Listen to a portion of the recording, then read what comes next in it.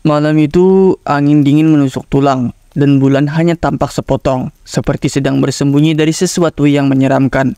Di sebuah desa terpencil yang dikelilingi oleh hutan lebat terdapat sebuah kuburan tua yang telah lama terlupakan oleh waktu. Warga desa jarang sekali berani mendekati tempat itu, terutama di malam hari. Ada cerita-cerita yang beredar bahwa kuburan itu dihuni oleh arwah-arwah yang tidak tenang, yang akan mengusik siapa saja yang berani mengganggu ketenangan mereka.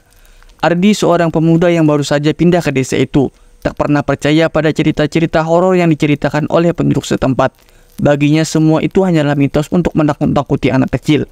Namun rasa penasaran Ardi yang besar membuatnya ingin membuktikan bahwa semua cerita itu tidak benar. Ia memutuskan untuk pergi ke kuburan tua itu pada malam hari sendirian. Saat langkahnya semakin dekat ke area kuburan, udara terasa semakin dingin dan sunyi.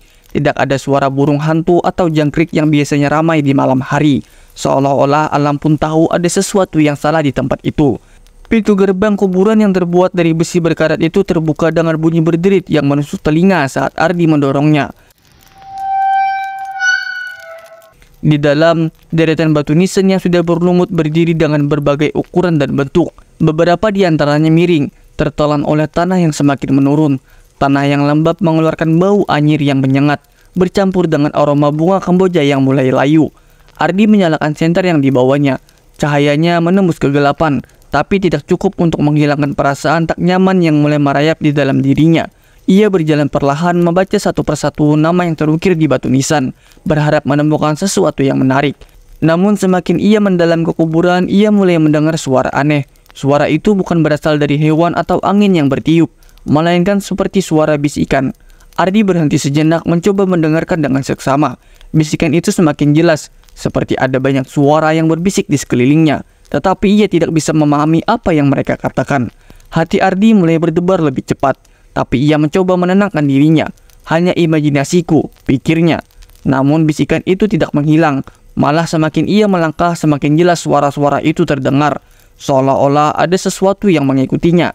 Tapi tiba-tiba senter di tangannya padam, meninggalkan dirinya dalam kegelapan total. Panik mulai menyelimuti Ardi. Ia menggoyangkan senter itu mencoba menyalakannya kembali, tetapi sia-sia. Dalam kegelapan, bisikan itu menjadi semakin keras, semakin mendekat, dan semakin jelas. Kini Ardi mendengar bahwa bisikan-bisikan itu memanggil namanya. Suara itu terdengar serak dan menakutkan, seperti berasal dari tenggorokannya sudah lama tidak digunakan untuk berbicara.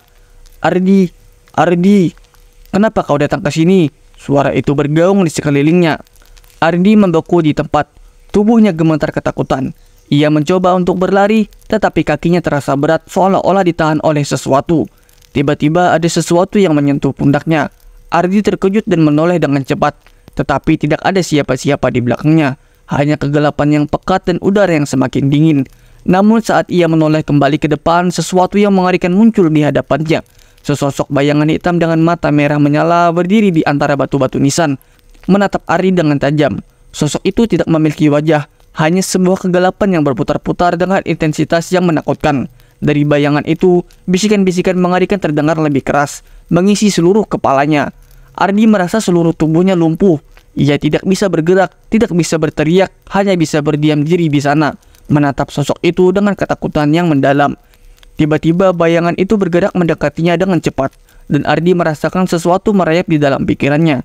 Bisikan itu sekarang berada di dalam kepalanya, memerintahkannya untuk melakukan hal-hal mengerikan, untuk menghancurkan, untuk membunuh.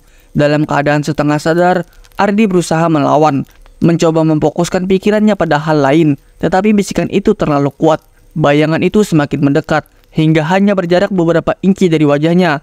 Ardi bisa merasakan dinginnya bayangan itu, seperti mencengkram jiwanya dengan tangan yang tak terlihat. Tiba-tiba terdengar suara teriakan dari kejauhan. Seorang wanita tua dengan wajah penuh keriput muncul dari balik pohon besar di dekat kuburan. Dengan suara lantang, ia meneriakkan doa-doa yang tidak dimengerti oleh Ardi. Namun setiap kata yang keluar dari mulut wanita itu membuat bayangan hitam itu mundur perlahan. Bisikan-bisikan di kepala Ardi pun mulai mereda. Wanita itu terus melantunkan doa-doanya, dan bayangan itu akhirnya menghilang, larut dalam kegelapan malam. Ardi yang masih terpaku di tempat jatuh terduduk di tanah. Nafasnya tersengal-sengal, dan keringat dingin membasahi wajahnya. Wanita tua itu mendekat menatap Ardi dengan mata yang penuh kekhawatiran. "Kamu seharusnya tidak datang ke sini," katanya dengan suara parau. Kuburan ini adalah tempat para arwah yang tidak tenang. Mereka akan membisikkan kegelapan dalam pikiran siapa saja yang berani mengganggu mereka. Sambungnya. Ardi tidak bisa berkata apa-apa. Pikirannya masih kacau dan tubuhnya masih gemetar. Dengan perlahan wanita itu membantunya berdiri dan membawanya keluar dari kuburan. Saat mereka melewati gerbang yang berderit itu sekali lagi, Ardi berjanji pada dirinya sendiri bahwa ia tidak akan pernah kembali ke tempat itu lagi. Keesokan harinya Ardi memutuskan untuk meninggalkan desa tersebut. Ia tahu bahwa ada sesuatu yang tidak bisa ia jelaskan di kuburan tua itu. Sesuatu yang tidak akan pernah ia lupakan. Meskipun ia sudah jauh dari desa itu, bisikan-bisikan dari kuburan tua tersebut masih terdengar di kepalanya. Mengingatkannya bahwa kegelapan selalu ada, menunggu untuk menemukan mangsa berikutnya.